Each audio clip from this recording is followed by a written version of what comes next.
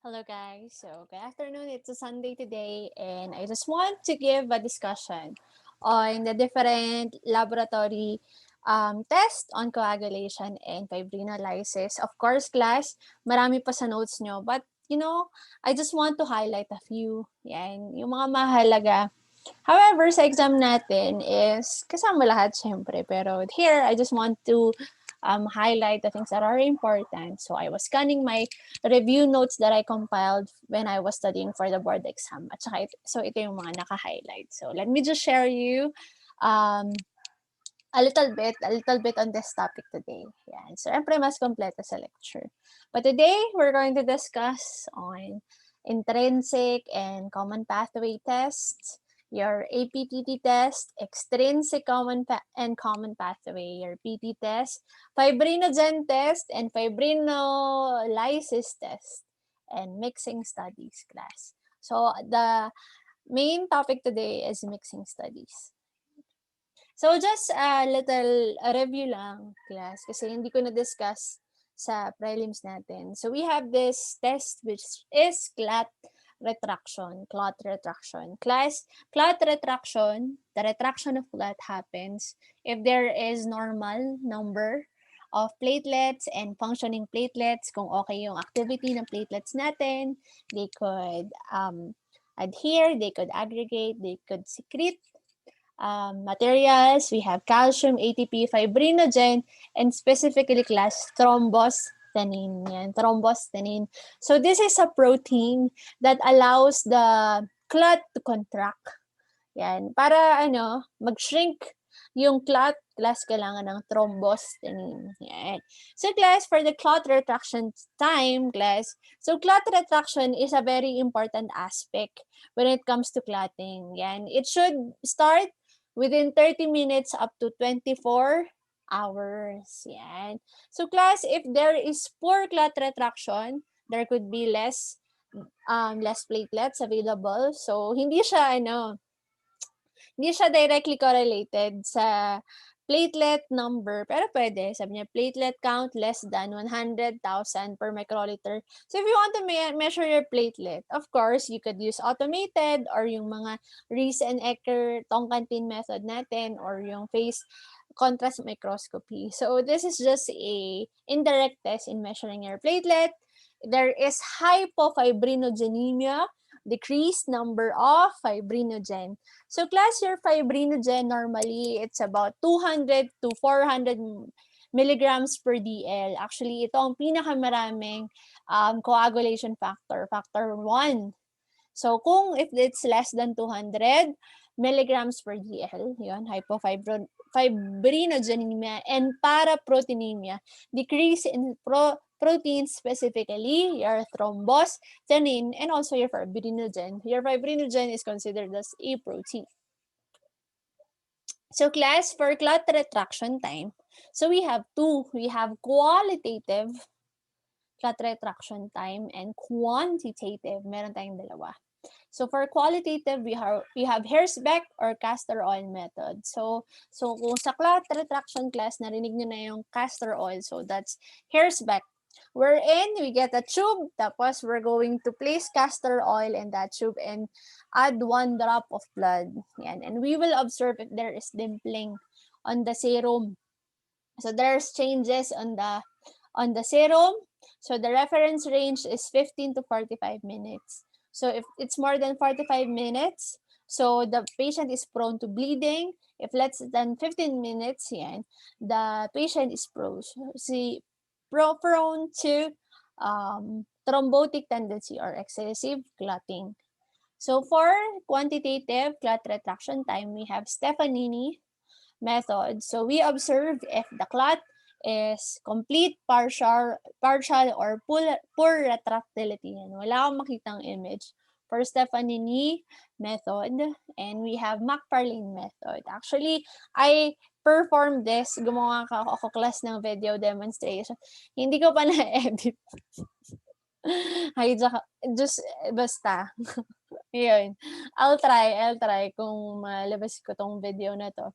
So, clot retraction time. So, McFarlane method ang tawag sa clot retraction time. Very easy lang. So, you're going to get a graduated tube, centrifuge tube, tapos lalagyan ng 5 ml of fresh blood, and you're going to place a applicator stick in the middle. Yan. So, we will allow it to clot. So, starting from 30 minutes to about 2 hours. Yan. And class, we will measure the amount of serum left. So, since may stick ka, tapos nag-clot, yun, dapat may stick sa gitna. Yan, pinakita ko. May stick sa gitna. So, you will measure the amount of blood use. Yan, so we will measure the volume of the blood that was clotted and the amount of serum left times 100. Yan. So, normal value is 44 to 67%. Yung percent clot retraction time. Class, this is coagulation time or clotting time. I think mas maganda gamitin yung term na clotting time because when I was reading your QFR class, hindi nyo binabasa yung required. Sabi niya, what are the principle, I think, or what are the tests for clotting time and your technical errors for clotting time. And your answer were technical errors for APTT and PT. Yan. Pero mali. Based on hindi nyo binasa yung manual nyo, based on the manual, what they were asking is the technical errors in doing slide method or micro method and Lee and White method or macro method. Yan. So yan, please see YouTube. So ginawa namin yung slide method or micro method. I don't know if you see, if you saw the formation of a fibrin thread, class fibrin thread. So once you dip your lancet and apparently a fibrin thread was exhibited already or shown already or formed already, class, you will stop the timer and assess if it's within the reference ranges, which is 2 to 4 minutes. Yan. So you will dip your lancet, tapos check mo if there's a formation of fibrin thread. For capillary method or delayed loss, ayan, 2 to 4 minutes. So class, instead of using a lancet, class, still, pa rin, capillary specimen or capillary blood, ilalagay sa capillary tube, class. Tapos every 30 seconds, you're going to pinch off a 1 centimeter portion of the capillary tube. So yun, parang binibreak yung capillary tube. So class, this could be a biological hazard and a sharp hazard. So hindi namin ginagawa hindi ko pa nagawa tong capillary method. They're breaking off 1 centimeter of the capillary tube every 30 minutes. Yan. I don't know, I think you should use more than 1 capillary tube. Yan. Next, we have Lee and White method. So you're going to get 3 tubes with 1 ml blood in each tube. And you're going to tilt it for 45 degrees Celsius for 45 degrees and assess for clotting. Yan. So if you could already invert it for 90 degrees, then you will stop the stopwatch. So the reference range is 7 to 15 minutes. So paki-watch na lang yung video, guys. So class, today, one of the main topics are your APTT and PT test. Class, I know that you have discussed it already. But class, it won't hurt if we're going to review your tests. So class, a test for intrinsic pathway and common pathway is your activated partial thromboplastin time. Right? So class, yung intrinsic pathway natin, so actually, itong intrinsic pathway, class, this only happens outside the body. Outside the body. Kasi based sa current concept of coagulation cascade, daw to? In vitro daw to. Ang in vivo lang, ang nangyayari sa katawan is yung extrinsic pathway. Meaning, class, your secondary hemostasis is only activated upon the secretion of thromboplastin or tissue factor.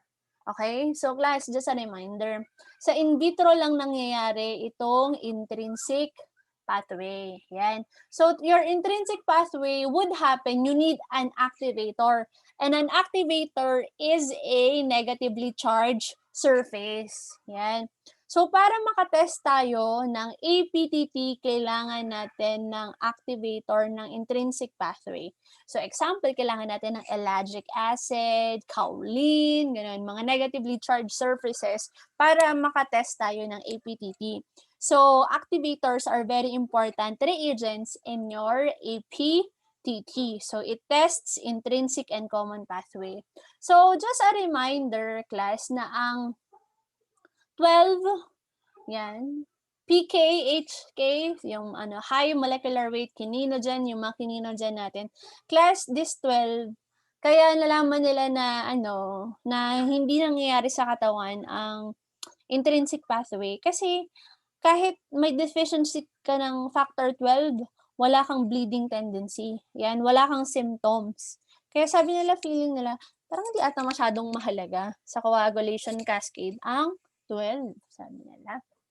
However, class, pag nawala ang 7, ayan, naku, delikado. So, yun, factor 7 is a very important part of the cascade. Yan. So, to test your extrinsic pathway and common pathway, we test it using thrombin time. Yan. So, class, kung prolong ang both APTT and PT test, pag prolong ang both APTT at PT test, the usual deficiency are of the common pathway, 10 and 5 and 2. Okay? Kasi hindi ko sinama tong 1, fibrinogen, because there are better tests for fibrinogen. Example is thrombin time. Yan. Thrombin time is magandang test for fibrinogen. So, common pathway, like your 10, 5, and 2 class, pag prolong ang PT at saka APTT, most probably sila ang deficient. Pero class, pag APTT lang ang prolong, so there could be deficiency in 12, 11, 9, and 8. Pero kung PT lang ang prolong class at normal ang APTT, baka 7 lang ang deficient. Okay. So let's begin with your APTT test, a test for intrinsic and common pathway, except 13. Okay. So class, makalimutan nyo na lahat. Wag lang ito. Monitor heparin therapy. So APTT class is very important in monitoring heparin therapy. So class, heparin therapy is an anticoagulant. Yan. So this is an anticoagulant which is taken kung di ako nagkakamali, class IV ata ang heparin therapy. Class, I'm not sure, hindi ko basta hindi siya anticoagulant. When it's hindi siya oral. Yan, IM or IV. I'm not sure about that. Pero class, sure na hindi siya oral. Kasi ang oral natin is Coumadin or warfarin. Okay? So to monitor your IV therapy, I think IV atang heparin. So of anticoagulant class. So we use APTT. So class, ang mga people who are taking heparin class, they are well monitored and they have to test their APTT. Ma'am, kailangan pa na bang PT test? Pwede namang hindi, para mas tipid. Since heparin lang naman. Pero class, actually, okay ng APTT. Kasi medyo may pagkamahal rin ng mga special hematologic test. If I'm not mistaken, this is about 600 pesos or 800 pesos. Right? So, it assess only heparin. So, kung PT class, prothrombin time, Coumadin siya, or warfarin. Yan. So, pakisearch siya, alin ang generic name sa Coumadin, ano ang generic at saka brand name. Coumadin or warfarin. So, isa lang yun. So class, ayun, in APTT, it is used to monitor heparin therapy. So if the APTT is already prolonged, ibig sabihin sobrang naparami na ng heparin, we could neutralize it with protamine sulfate. Yan. So at least, 'di ba? So basically, APTT test is assessing the therapeutic window of your heparin therapy. Yan. Ina-assess natin na ano pa rin siya therapeutic and it's not causing any harm to the patient. Yan. So if it's already prolonging your APTT, then perhaps we could neutralize it already with your protamine sulfate. Yan. It monitor your intrinsic and common pathway coagulation factors and circulating anticoagulant. Yan. Kung wala kayong maalala sa lahat ng yan, kahit monitor heparin therapy lang. So, the APTT, mahaba yung pangalan niya, mahaba rin yung reference range niya. So, it should be less than 35 seconds. Yan. So, anything more than 35 seconds, prolong na yon. So, ibig sabihin, there's something wrong with the heparin therapy, or there's something wrong with the coagulation factors, or perhaps there's a circulating anticoagulant. But actually, if there's a circulating anticoagulant, prolong ang APTT at PP. Okay, so the name is activated partial thromboplastin time. So, the word activated, you need an activator. So, yun, kaolin, selite, ellagic acid, micronized silica. So, these ones are your negatively charged surface. Yan. What else? Kailangan ng partial thromboplastin. So, your partial thromboplastin class acts as your phospholipid. Yan. So, acts as your phospholipid. So, kailangan ng phospholipid, which is a portion from your platelet, which is important for secondary hemostasis para mangyari ang secondary hemostasis and 0.025 molar calcium chloride. So we need calcium also as part of coagulation. And the specimen that we use is titrated platelet poor plasma. So meaning we get a blue top tube, 1:9 dilution, blue top tube, light blue top tube. So dapat may sodium citrate doon. Tapos get 1 part of blood is to 9 parts of sodium citrate. Tapos i-centrifuge natin. So this should be performed as soon as possible, within 30 minutes sana. Yan. So we will only use the plasma. Yan, plasma. So we have reagents, which is this 3. Okay. Next is your PT test or your prothrombin time. Yan.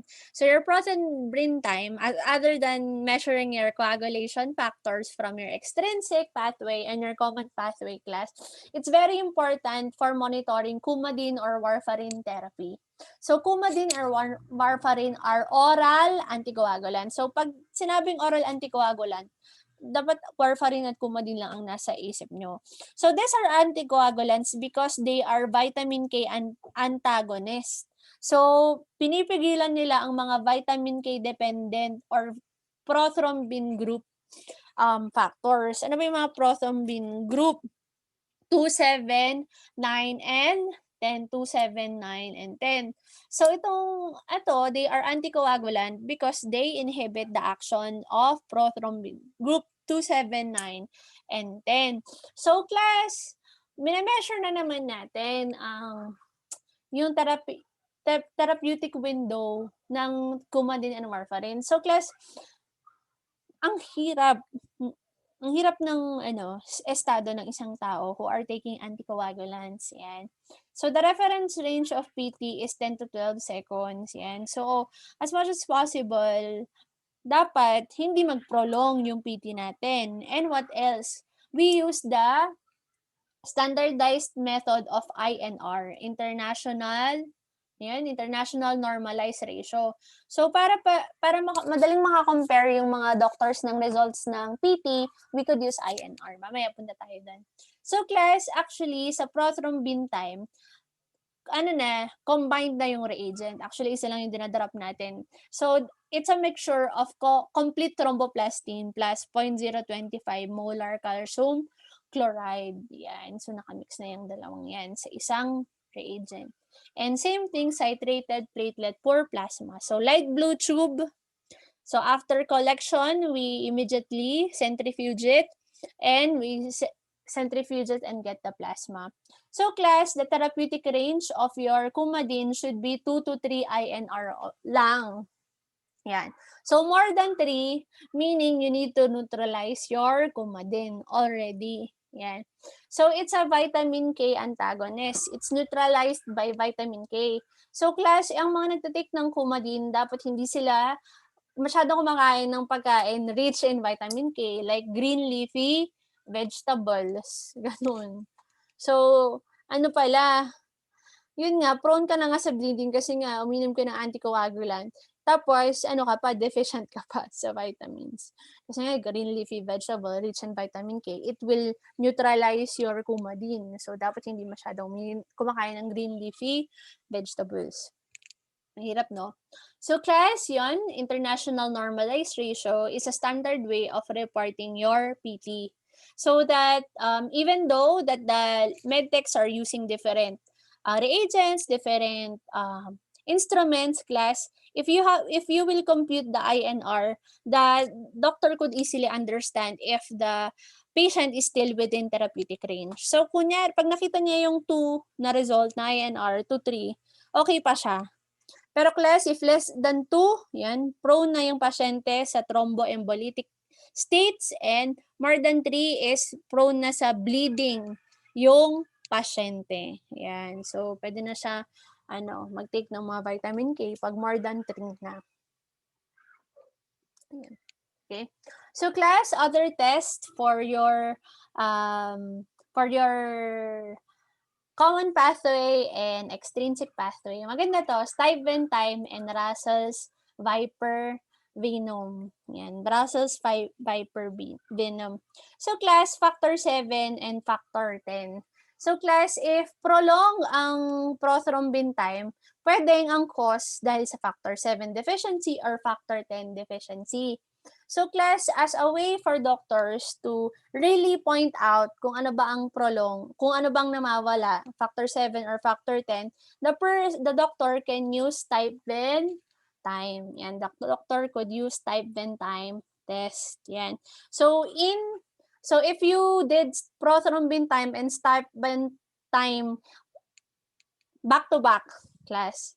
So prolong at prolong yung prothrombin. Kung yung Stuyven time normal, pwedeng factor 7 ang deficient. Pero pag prolong siya, factor 10. Yan. So it's used to differentiate either if the deficiency of factor 7 or factor 10. So class Vipera roselli or the Boya roselli venom acts as factor 7. Yan. It assumes the function of factor 7. So hindi niya tinetest ang factor 7, ang tinetest niya factor 10. Okay. Siyempre, kung walang factor 10 deficiency, normal siya yung Stuyven time. Okay. So, kunyari prolong, normal, factor 7. Pero pag prolong, back to back, yan, factor 10. Okay? Next, we have fibrinogen deficiency test or factor 1 test. Yan. So, madali lang. Class, we have 2 tests for factor 1. We have thrombin time and reptilase time. Yan. So, class, itong natin, thrombin time tsaka reptilase time, grabe. Binabypass niya yung buong cascade. So, nasa thrombin, na tayo, nakagawa na tayo ng thrombin, basically. So, the reagent for thrombin time is we provide thrombin. Yan, may thrombin na. Binypass na yung extrinsic, binypass natin common. Nakagawa na tayo ng thrombin. So, in thrombin time, class, so our reagent is thrombin solution and calcium. For reptilase time, it is a thrombin-like substance which is Bothrop atrox. Yan, scientific name to. So, class, ang maganda sa dalawang test na to, pag ginawa mo rin back-to-back, yan. So, affected by heparin, prolong, and it's unaffected. So, class, pag ginawa mo ang thrombin time sa isang taong umiinom ng heparin, class, useless itong test na to. Yan. Kasi, di ba heparin is an antithrombin antithrombin reagent or anticoagulant. So, kung umiinom yung pasyente ng heparin, we suggest do not use thrombin time test because it could prolong the results, useless. But class, if the patient is taking heparin, but you want to know kung may fibrinogen deficiency siya, use Reptilase time. Yan, use Reptilase time. So, it is unaffected by heparin, and it could have a prolonged results if the fibrinogen is in the range of 75 to 100 milligrams per DL. Ang fibrinogen or factor 1 class, ito nga yung pinakamarami sa circulation. It's about 200 to 400 milligrams per DL. So class, kung ganito kababa, expect na prolong pareho ang thrombin time sa Reptilase time. Pero kung umiinom ng heparin, naka-heparin therapy yung pasyente, prolong pa rin yung thrombin time, pero Reptilase time is unaffected. So, yun. So, do not use thrombin time if the patient is using heparin. Use Reptilase time instead in testing for fibrinogen deficiency. Yan. Naintindihan ba, guys? So, what is Ducker's test? Yan. Please, pakibasa ng maigi. And finally, class, ay hindi pa final ito. And also, we have your mixing studies or substitution studies. So, substitution studies could sound like this. Sabi niya, so ang pasyente natin has prolonged PT and APTT results. Yan. So, ano kaya ang pwedeng ng problema pag prolong ang PT at APTT results? Diba? Common pathway, coagulation factors, diba? So, kung both PT at APTT pwedeng common pathway coagulation factors ang deficient, pwedeng may circulating inhibitor. Yan. So, class, after mixing studies, here are the results. So, when we do perform mixing studies, we have reagents. Yan, magpre-prepare tayo ng 4 na tube. Yan, 4 na tube. So, yung blood, yung plasma ng patient, nilagyan ng fresh plasma, na-correct yung coagulation deficiency. Yan. Yung sa age plasma class, so another tube naman, nung pinag-combine yung plasma ng patient tapos nilagyan ng age plasma, the results of the APT and APTT test class, it's not corrected. Yan. So, yung age plasma, hindi siya good na cure, ganon. Hindi niya pinunan ang pagkukulang. Yan. Anyway, same thing with age serum and adsorbed plasma. So, after adding these reagents, hindi pa rin na-correct. Yan. Ang tanging nakakorek lang sa coagulation factor deficiency is adding fresh plasma.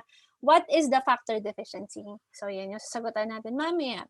Ito naman, a patient has prolonged APTT and normal PT tests. Yan. So, prolonged APTT, tapos normal naman PT. So, malamang there's something wrong with your intrinsic. There's a coagulation factor missing in your intrinsic pathway. Yan. And after the mixing studies class, nung yung pasyente, yung plasma ng pasyente, hinano sa fresh plasma, na-correct yung coagulation factor deficiency. Nung nilagyan ng age plasma, na-correct rin. Yan. Nung age plasma na-correct rin. Pero nung nilagyan ng adsorbed plasma, hindi na-correct. Yan. What is or are the factor deficiency? So, yun yung tanong.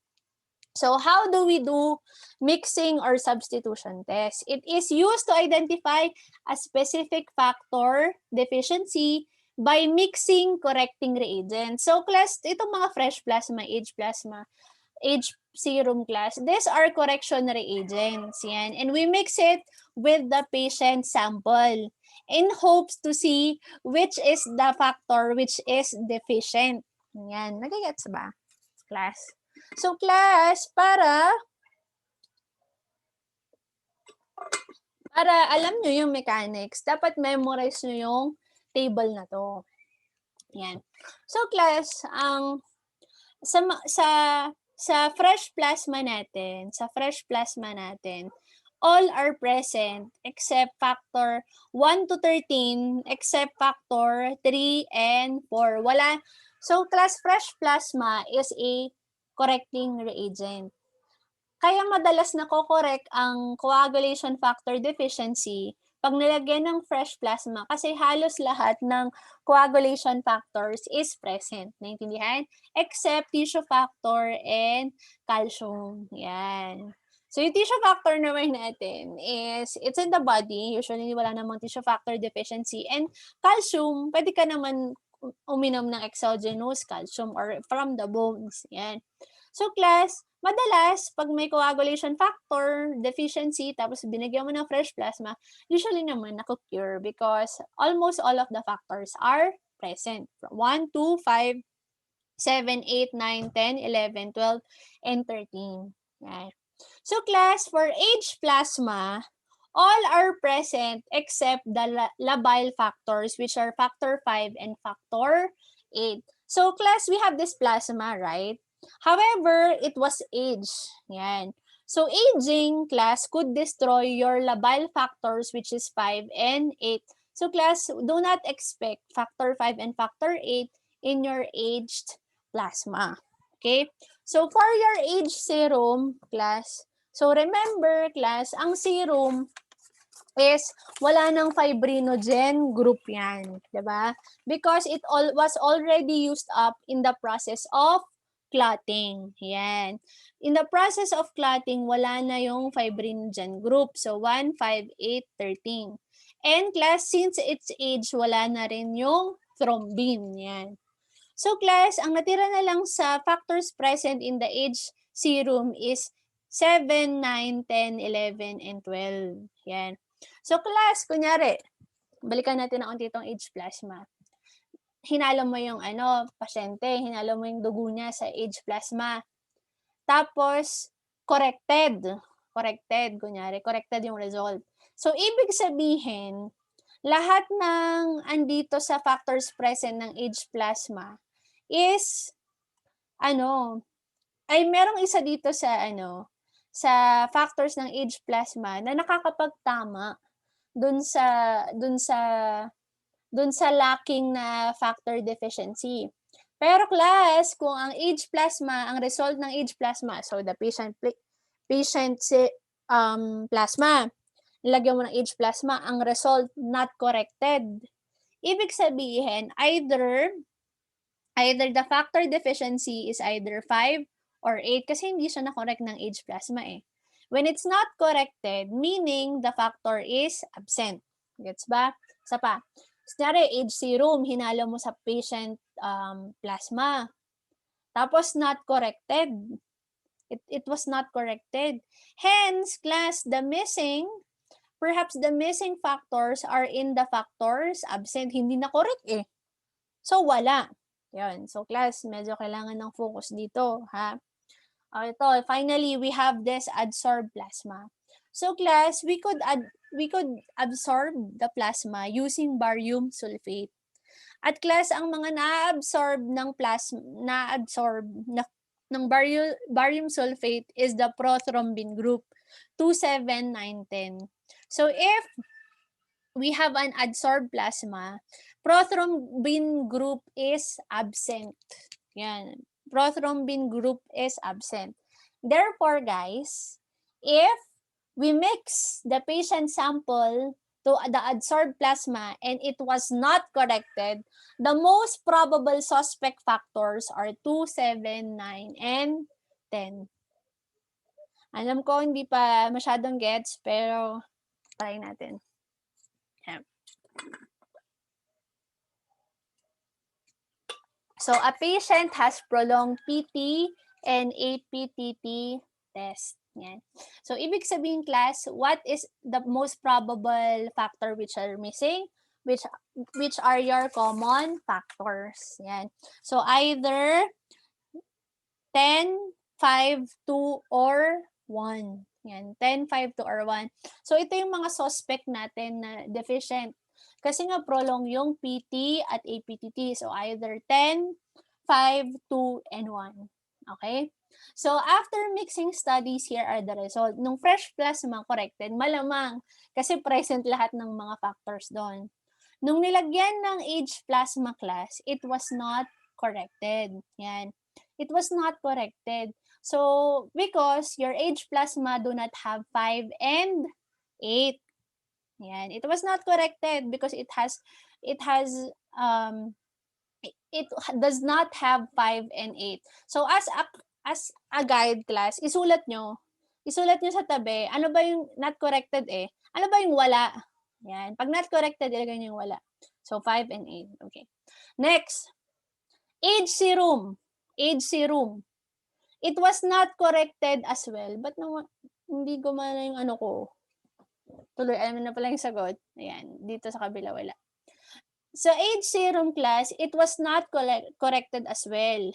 So, ibig sabihin, ano ba yung mga wala? Kasi sa age serum, 1, 5, 8, and 13. Yan. Sa adsorbed plasma, however, it was corrected.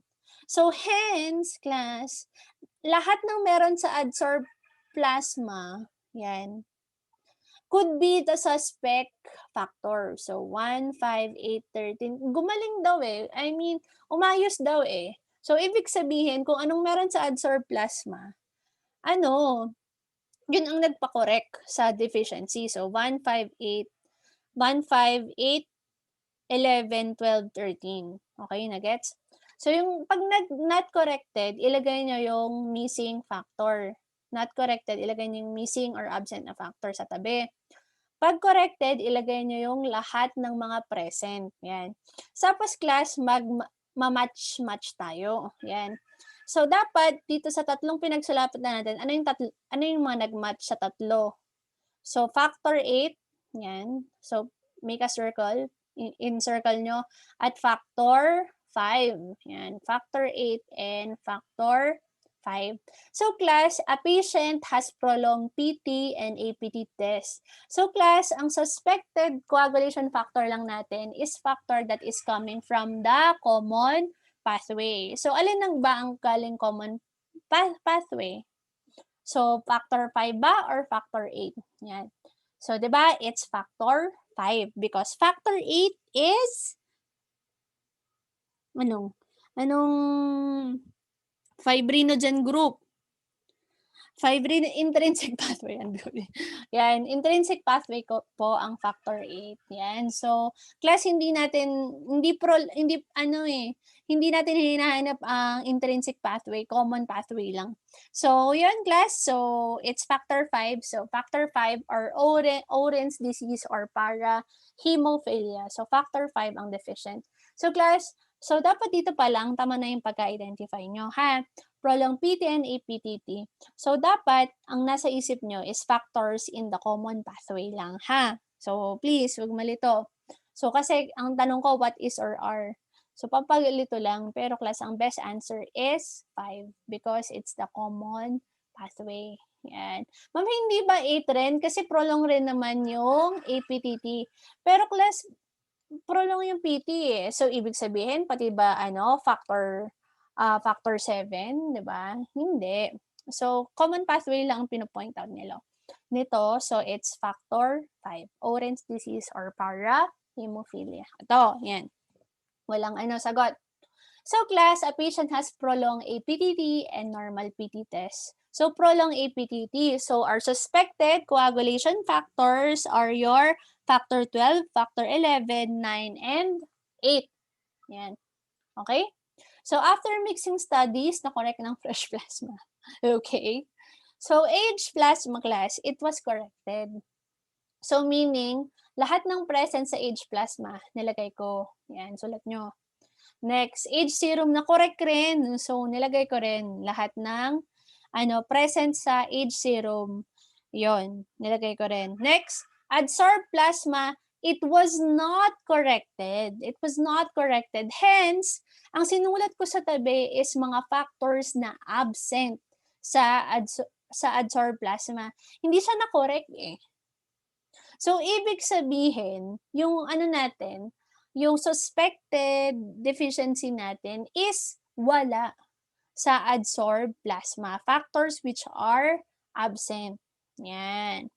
So class, sabi natin, ang target natin na hanapin dito is from the intrinsic pathway. Yan. So, hanap tayo ng pare-pareho. So, 7, 7, 7. Ayan. Okay.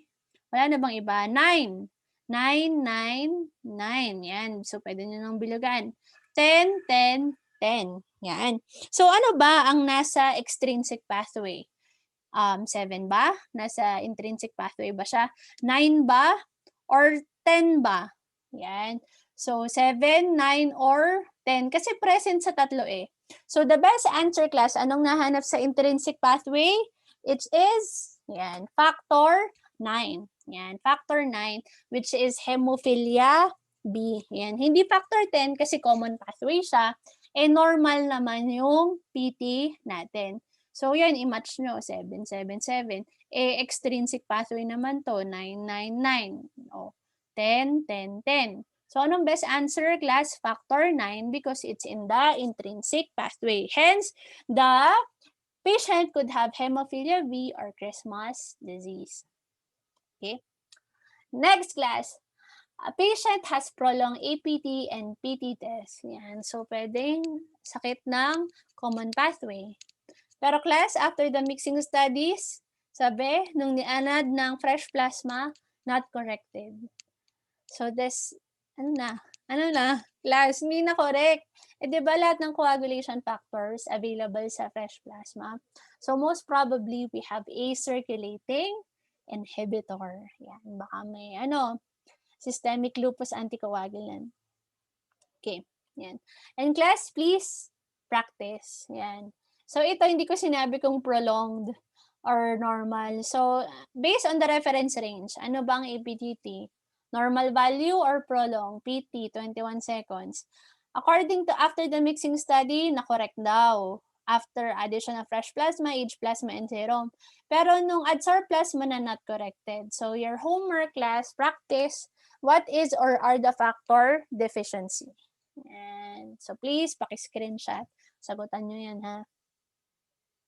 And finally, class, we have fibrinolysis test. Meron lang tayong dalawang test na gusto kong emphasize.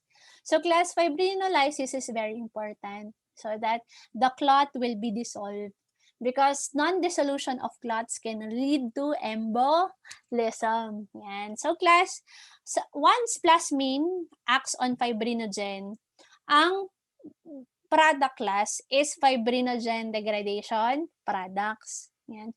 Or fibrinogen degradation split products.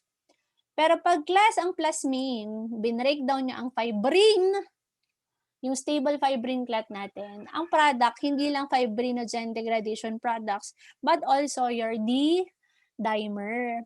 So hence class, D-dimer is a sign of fibrinolysis. Yan. If FDP only is the result, it's a product of fibrinogenolysis class. So D-dimer indicates that a stable fibrin clot was lyse. So if a person is positive sa D-dimer test, napakahalaga. Usually we are trying to diagnose DIC or disseminated intravascular coagulation, yan deep vein thrombosis, thromboembolism. Pero class kung negative sa D-dimer, pwedeng fibrinogenolysis lang.